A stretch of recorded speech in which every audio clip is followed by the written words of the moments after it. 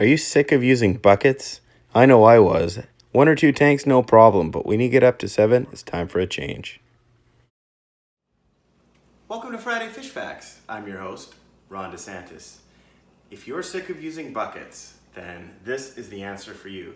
The Python. This thing is clean. It doesn't have any spills, which is helpful for your better half maybe getting angry at some water that is splashed here or there.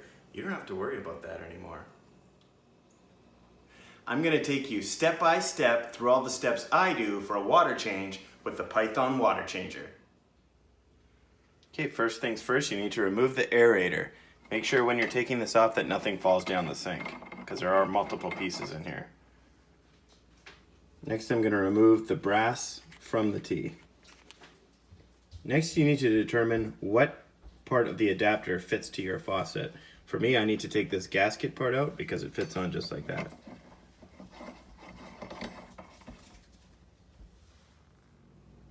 Next, you want to attach the tee to the brass adapter.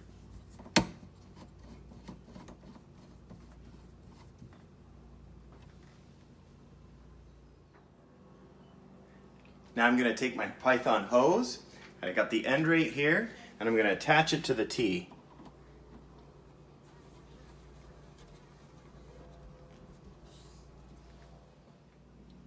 Now we're ready to drain. So we take the bell, we turn, drop it down, and we just get the cold water running here. This is going to create the suction for us. Now just like any water change we would do, we're going to unplug the heater. And if you're planning on dropping it below that filter line, you're going to want to unplug that filter as well. To start the suction, simply place the Python into the water and you will watch the water slowly suck up and begin to siphon, just like that. Okay.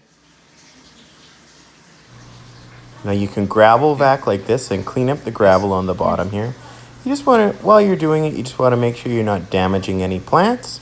As well, you want to make sure you're not sucking up any babies, any shrimplets, or any other fish that kind of swim near it because they are going to be intrigued by it.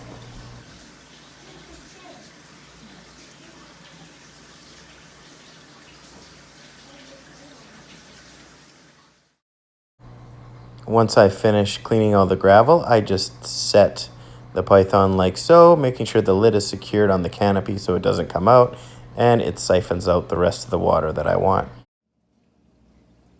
As soon as you're done, to get the water to stop, just simply pull it out and the water will drain right out. Now this is the time you would want to add your water conditioner and anything else you're going to add to the water. Okay, so if I had a Python hook, which is next on my wish list, I would detach this and I would put it on right here.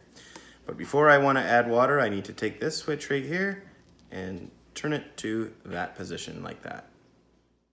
Now we want to adjust a little bit of hot water so the temperature is what should be in the fish tank. Once we've got our temperature right, we're going to take the bell, twist it, and pop it back into the top up position. I now move the switch back to the on position like that, and the water will start flowing into my tank, and I can leave it secured into the fish tank with the canopy on it and let it fill. Just don't forget about it. There is one thing I don't like about the Python, is how much water it wastes. You've got the Python running to start the suction, you've got it running and there's still water coming out of it as you're refilling your tank. That's the one drawback of the Python, but other than that, I like it a lot.